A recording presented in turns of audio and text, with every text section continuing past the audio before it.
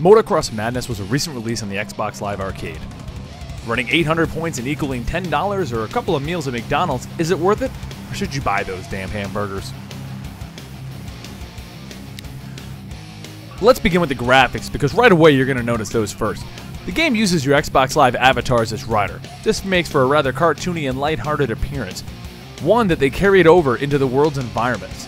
There are a lot of bright colors here and basic designs. They aren't bad, and for the $10 price tag, it gets the job done.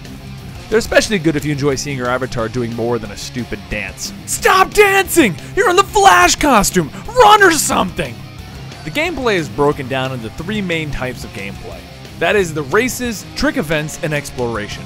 So let's have a look at each area. Starting out, we're going to look at the race and trick layouts, since they kind of work hand in hand. The game has a total of 9 tracks. 3 tracks in 3 different areas: Egypt, Australia, and Iceland.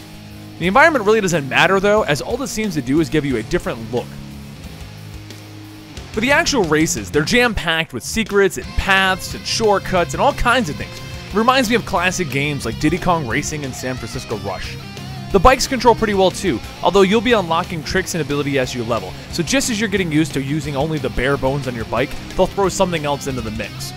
At first, this seems like a fun way to ease you into the game, but it actually spikes the difficulty fairly quickly. Allow me to explain. You'll find yourself running a race a few times just to learn the shortcuts, unless you figure them out quick on your first time through the race. The reason I mention the shortcuts is because the computer sure as hell knows where they are and will be using them. Now, not only will you need to learn every shortcut, but you'll have to land most of your tricks off most jumps, and this brings us to the trick system. You land tricks to get yourself a boost. You'll need your boost plus the shortcuts to stay in the lead.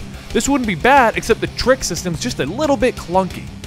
I do play a lot of trick-based games, and this one just feels very unforgiving. Some of the most fun you have in trick-based games is holding that trick to the last possible second. You're gritting your teeth, begging for it to land, just so you can get that little bit extra bonus on your points. But Motorcross Madness trick system doesn't allow for that extra push, or much room for error at all. Once you begin a trick, they appear to be on some kind of timer. Like if you press to do the flip, it will without a doubt do a flip. And after a full rotation, if you're holding the button, it'll do another flip.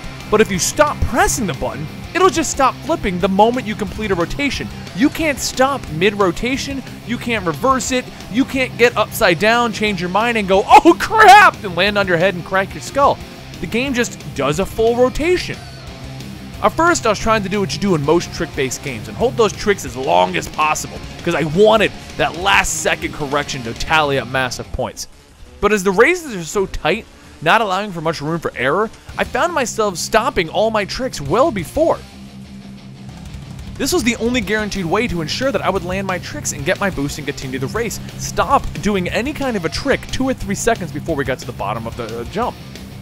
There is another way to get through your races though, and that's just to upgrade your bike. The game will give you cash for all your races and allow you to upgrade your bike. Eventually, you'll just outclass everything on that particular race.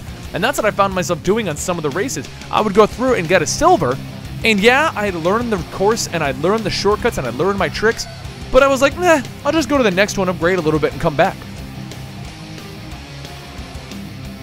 This leads us to the exploration mode, the mode that convinced me to purchase this game. Basically, you can go to Egypt, Australia, or Iceland and just ride around.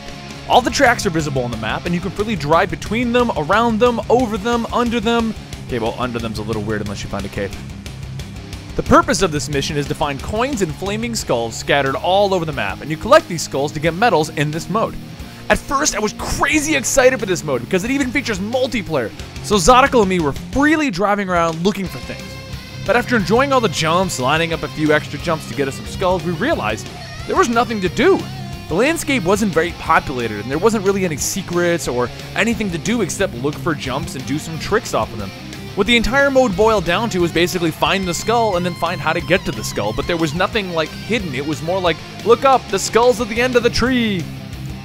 While this was fun, definitely wasn't what I was expecting. I was expecting open areas, secrets galore, all kinds of Easter eggs to find, even hidden by a crazy Easter bunny. So yeah, my expectations were a little high and I was let down. It's not a bad mode and it's still enjoyable. So overall, for $10, you're going to get hours of fun. The trick system's a little clunky, the difficulty spikes quickly, and the exploration mode is a little empty.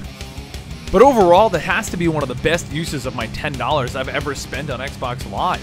It doesn't compare to a full retail released game at $60, but if you have the points burning a hole in your pocket or you can't find some good DLC around, we definitely recommend this game. Just know what you're getting yourself into.